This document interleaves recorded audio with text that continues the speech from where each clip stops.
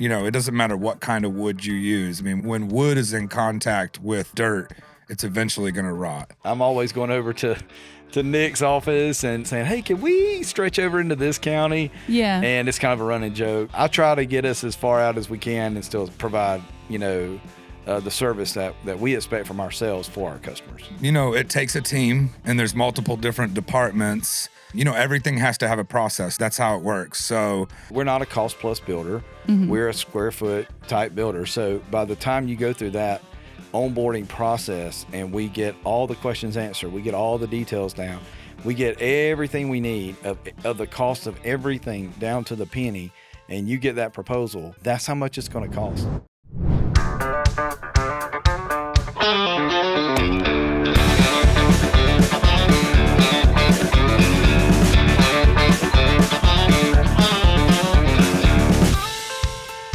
What's up, everyone, and welcome back to the Barndo Show. I'm Jenna Moore, the marketing manager at the Barndo Co., and I'm filling in for TJ today. We've got to put on my TJ shoes, and I have the director of construction here with me, Nick Menz, and our director of sales, Lance Martin, and we are going to be answering some of your burning questions. So you guys ready for our questions? Let's go. All right, so for our first question, when building a Barndo, does the way you build the framing, metal versus wood, impact the cost? Yeah, I mean, it does in some ways, but I think that the question is that does it impact the requirements? Because, we're building in Charleston, we're building in high seismic areas, high wind areas, and, we're meeting the requirements of a lot of different local municipalities. So, we're framing in a way that, we have a superset of engineer structural plans for everything that we build. Our houses are fully sheathed, wall sheathing, roof sheathing. A lot of traditional barndominiums are built more like a barn. They have poles in the ground, they have girts on the outside, metal that's attached directly to the girts. And a lot of the kits, they do have metal kits where you can order it and, they'll send a kit and, you install the kit. And I'm sure that some of those kits probably do meet some requirements, but, we're designing lots of different custom homes in lots of different municipalities and areas. So our houses are engineered to be built much more like a traditional custom home. What we do is more of a post frame hybrid. We're not putting poles in the ground. Our poles have dry set sturdy wall brackets that are anchored into the footings. Our concrete slabs are fully engineered with rebar and wire mesh. So, it probably does affect the cost, but it's also the demand and the requirements of where we build and what our standards are. Can you go a little bit deeper into that post-frame hybrid style and kind of what that means? Yeah, for sure. So a lot of barndominium builders put poles in the ground, which, it doesn't matter what kind of wood you use. I mean, when wood is in contact with dirt, it's eventually going to rot. Mm-hmm. So a lot of barndominium builders put the poles in the ground, and then they come in and pour the slab after the poles are in the ground. And they put horizontal girts on the outside of the poles, and that's what they attach the metal siding to. And then they spray foam or they insulate directly, up against that siding. The way that we build is, we pour a slab with footings, with rebar, wire mesh. So our slabs are fully engineered. Even though we don't have interior load-bearing walls on a lot of our one-story barndominiums, we still use wire mesh, fiber mix, rebar in the footings. And then we use sturdy wall brackets that are dry set, that are anchored. Our 6x6 posts are anchored into the footing. Mm-hmm. They're anchored through the slab into the footing. And that supports our truss, and that's how our truss is installed on that post. But everything in between the post is standard 2x6, infill exterior walls with top plates, just like any traditional home. And everything is sheathed, roof, siding, it's all sheathed like a traditional home. So other than the 6x6 posts that support the truss system and the purlins that support the roof and the ceiling, everything else we frame like an engineered custom home. Gotcha. Thank you, Nick, for that. And Lance, I got a question for you next. So what areas are you guys building in? And do you work inside or outside of the Wilmington area? Okay, so Wilmington, North Carolina, kind of toward the coast. Mhm. We're not out that far yet. One of the reasons we have build areas. So the first question is we're in North Carolina, South Carolina, Tennessee, and in Georgia now as of this year.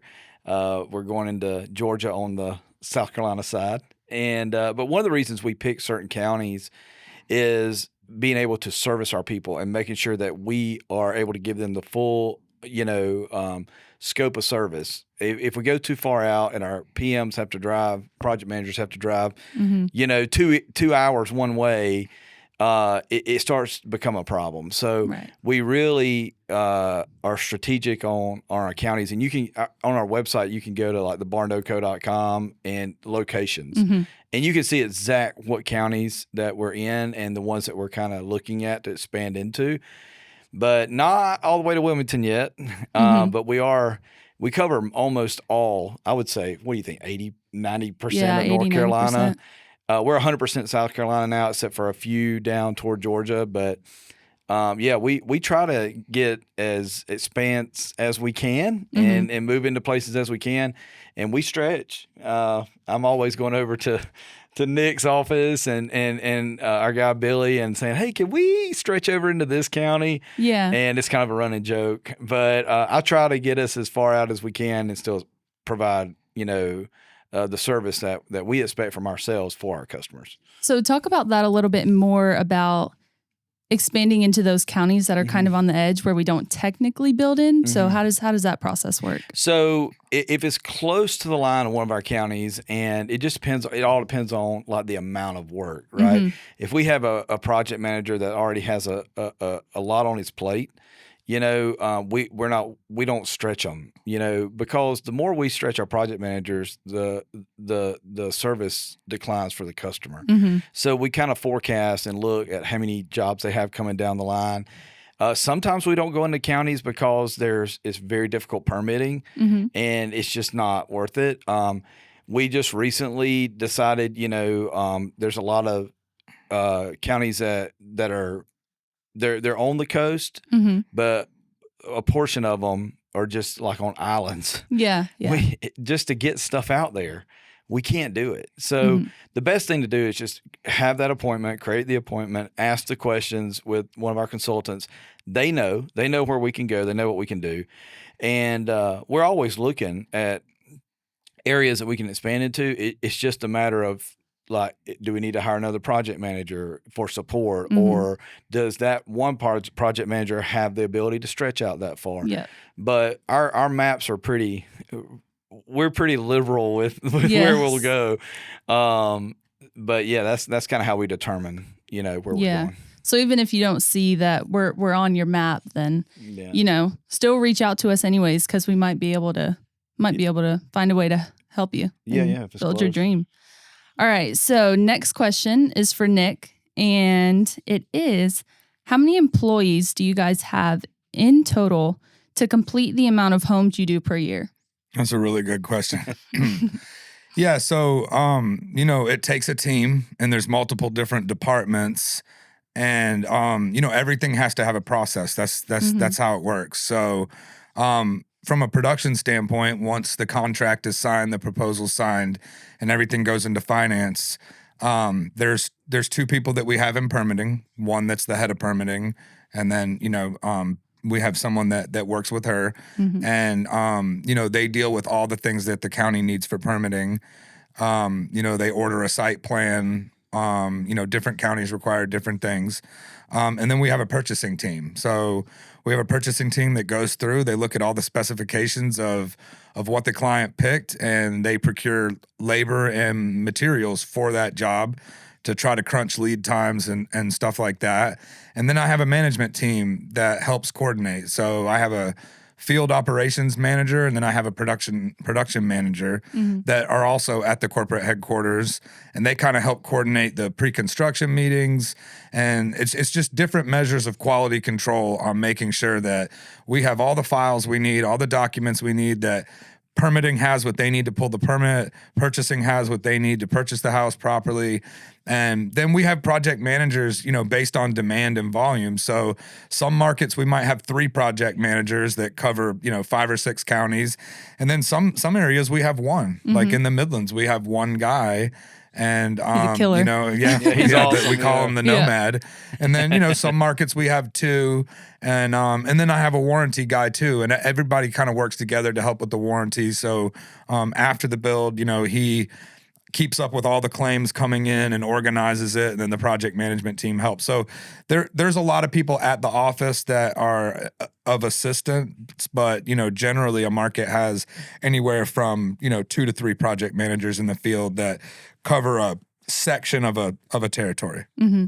Yeah. So I mean, when building a house, you can't just pick up materials and start building it right away. So I think, Lance, you can speak on the sales team beforehand and selections team, and kind of how that process works a little bit before it gets to Nick. Yeah, so we kind of shifted just recently back in October to where when you call us and have an appointment with us, we try to take as many of the cost factors into play when we're talking about the overall cost. Mm-hmm. We used to start with like the price per square foot. Well, the problem with that is that's great. That's like the building itself, but there's a lot of other things that go into it. So we try to give you a really close estimate of what we think it would be, unless, someone goes off script and be like, I want all this custom stuff. A water slide. Yeah. We don't do water slides anymore. A tree growing in the middle of their home. Yeah. Nothing weird. But we try to give you a really, really close, guesstimate, until we get to the very end where we do have the actual proposal and down to the penny of this is what it's going to cost. And that's the beauty of the way we do it. We're not a cost plus builder. Mm-hmm. We're a square foot type builder. So by the time you go through that onboarding process and we get all the questions answered, we get all the details down, we get everything we need of the cost of everything down to the penny, and you get that proposal, like that's how much, and you sign that build contract, that's how much it's going to cost. Mm-hmm.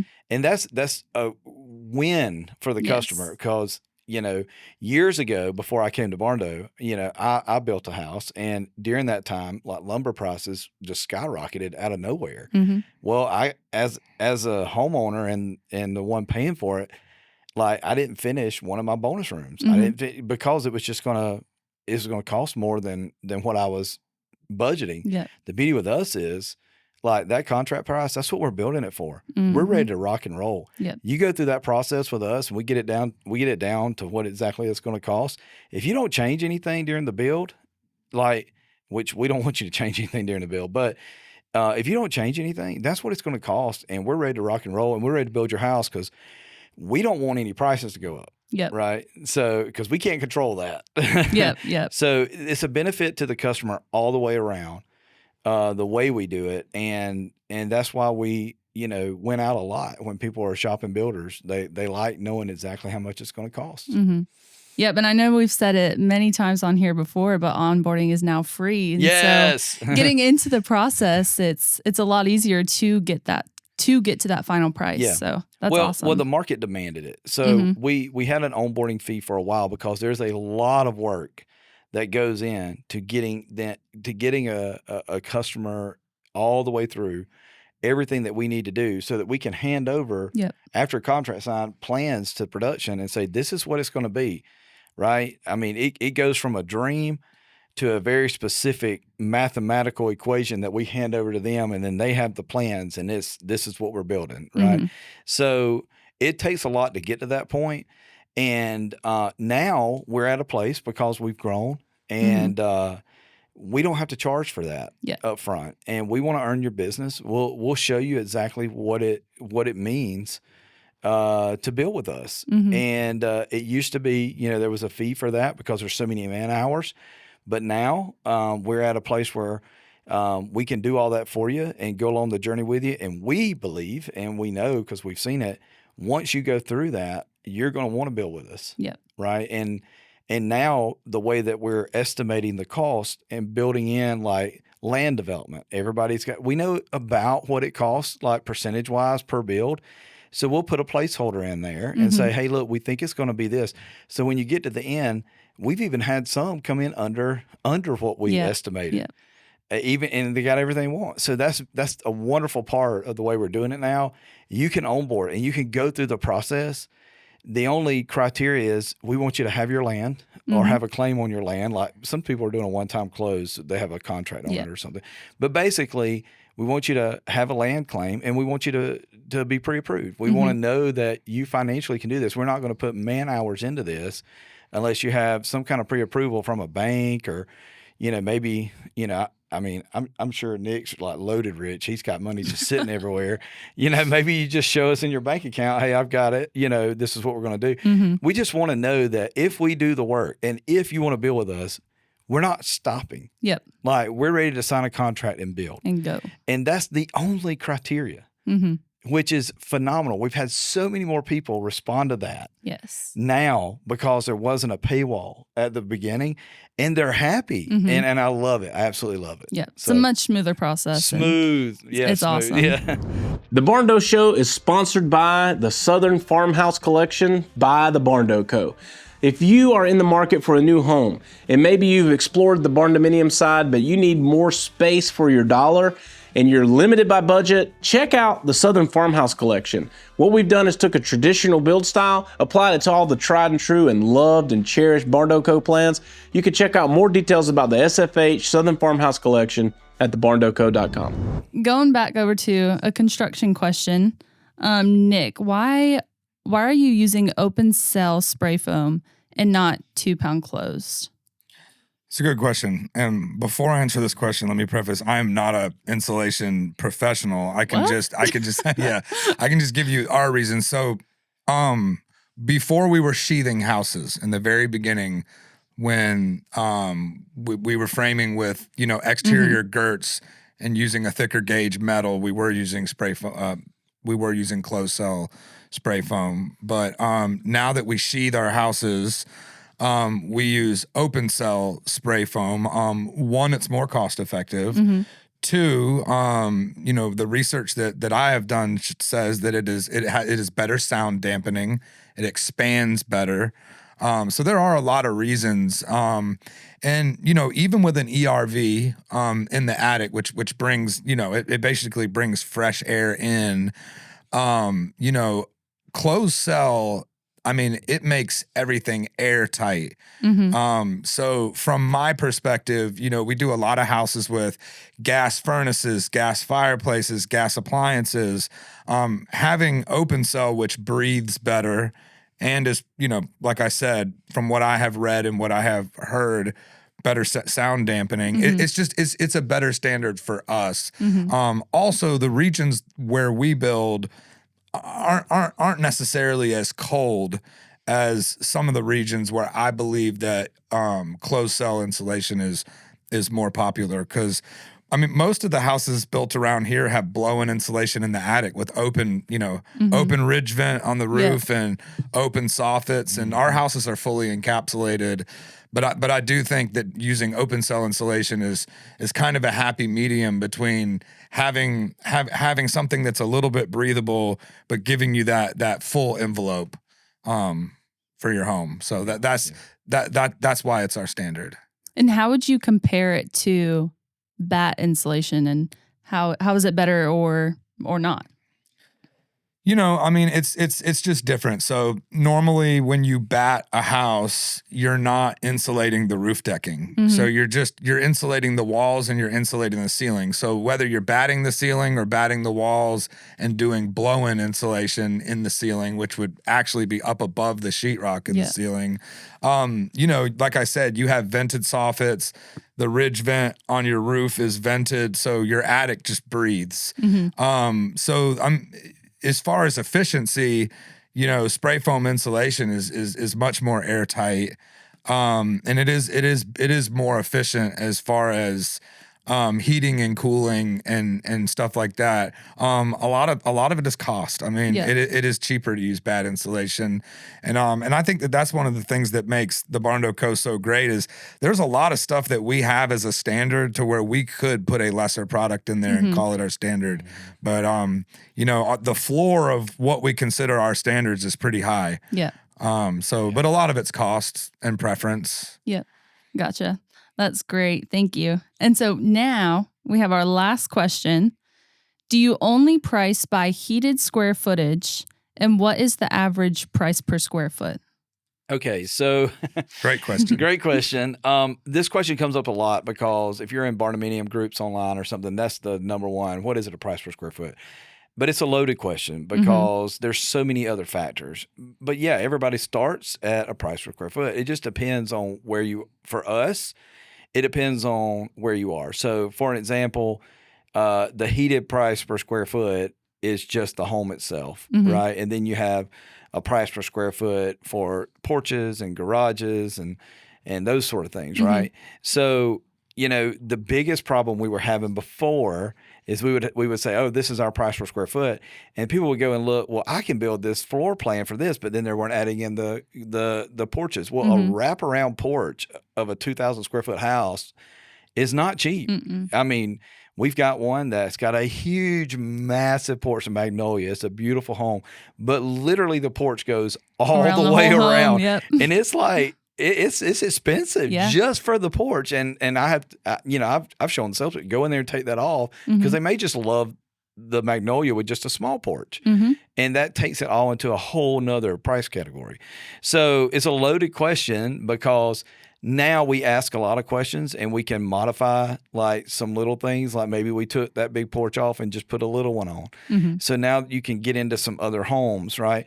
But as of January of 2026, I hate to even say numbers because, the market can change. Yeah. That's why you got to call us now. Like, products don't get cheaper. Right now. Products don't get cheaper. Labor doesn't get cheaper. The best time to build a house, you should have started 6 months ago, just like it is to plant a tree, right? Because, it's just the way our economy is, right? I mean, maybe some interest rates would change from time to time, but labor doesn't get cheaper. Materials don't get cheaper. Time is not cheaper. So right now, if you're in the upstate, we start with just the heated square footage, like just the footprint of the house. 165, 170 a square foot. And then in the lower state, it's a little bit more like 170, 175-ish. North Carolina's 175, Tennessee's 175.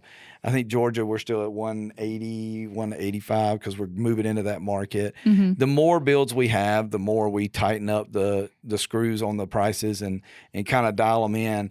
But again, that's just the house itself. I mean, we have costs for, porches and back porches. They call them patios. I want to call them back porches because I'm from South Carolina. We call things back porches, not patio. Anyway, it's a whole nother tangent that I'll go on. We have prices for garages, and we have some plans you can take the garage off. You don't have to have the garage. So the best thing to do is literally book an appointment with us, go to the contact page, contact us, book an appointment so we can go through all the options, right?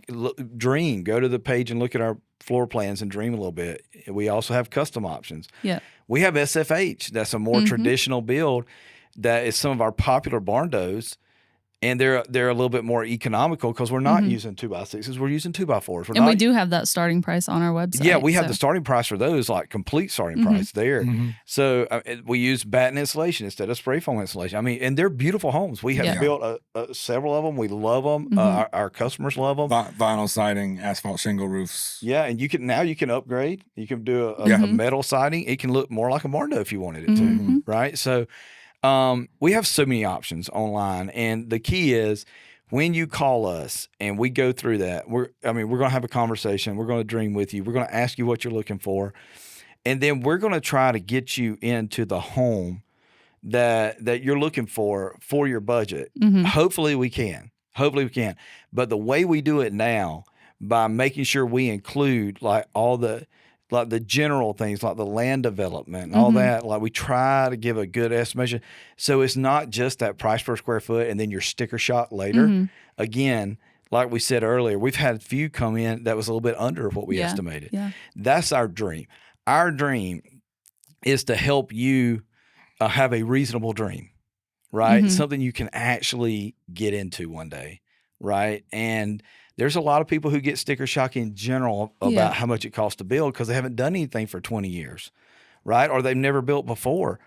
And it's just like, wow, yeah, the world's changed. It's not what it used to be. So we try our best to kind of get you into your dream within reason of a budget that you can afford.